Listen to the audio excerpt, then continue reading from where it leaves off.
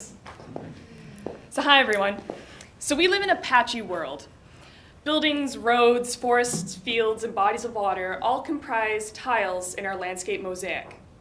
Humans have naturally adapted to utilizing this mosaic, but what about animals, especially tiny animals like zooplankton? Meanwhile, a lot of times we assume that lakes and oceans are this soupy, mixed up system where everything is evenly and randomly distributed, like here. The reality is, though, that this isn't the case. Forces such as light, temperature, wind, and other forces create patches of resources in aquatic systems just like on land. The problem is, a lot of time, researchers don't take this into account. When studying things like how fishing in certain areas of an Algonquin lake could affect the bass population, not considered.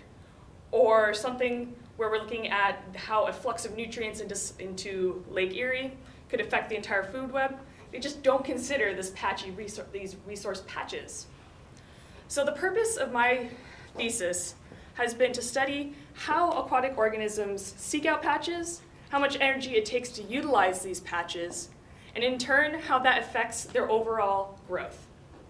So this is a huge question, so I focused it on a common zooplankton called Daphne-pulex. You've actually probably encountered these guys before, or these girls before, actually. If you've ever swam in a Canadian lake or even just taken a first-year biology course, I know they use them here at UTM.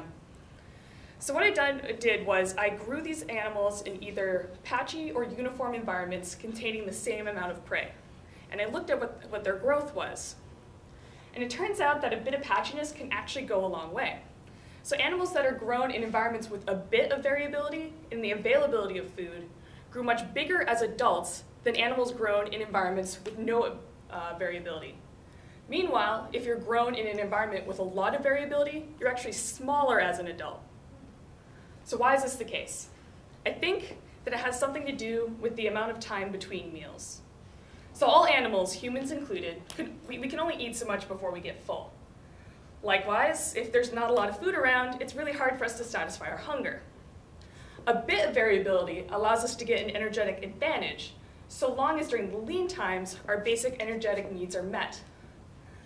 Having a lot of variability, though, really complicates things. So while gorging can help you out, it's not going to make any benefit if you're starving during the rest of the time. Meanwhile, for these animals at least, the cost of feeding is the same, no matter if you're in a ton of algae or in very little algae. These animals have also adapted to forage in the most energy efficient way possible. So if you're a Daphne-pulex, living in this patchy mosaic of an environment is actually really great. And naturally, you've evolved to maximize your prey intake with the minimum amount of effort. Because of this, assuming that lakes are these really static, random environments is totally useless. If we want to make strong environmental management decisions about aquatic ecosystems, we have to take resource patchiness into account, just like we do for terrestrial systems. Thanks. How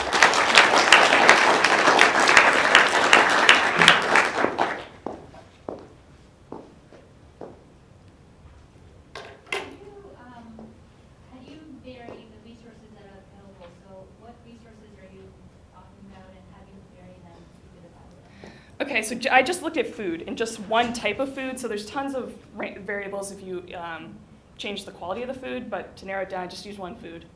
And I actually did it two ways. One the reviewers liked and one the reviewers didn't like. The first was to actually create patches of prey, to create little layers and let them swim about and forage in the high areas and compare that to an environment that had no layers, but the same amount of food.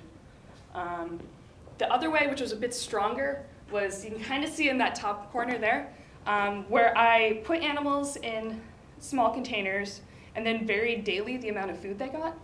So for instance, one set of animals would receive 50 units of food every day. Other animals would receive 70 one day, 30 the other, 70, 30, so even equaled out. And then another one had 90 and 10, so a ton of variability. So the ones that had that no availability, that constant 50, were moderate-sized adults. The ones that had a little bit were quite a bit bigger, and then the ones that had a lot of variability were super tiny. And it definitely was because on the days where they received less food, they were basically starving. They used all their resources available and were still hungry. And then they couldn't gorge enough when there was a lot of food around to make up for that.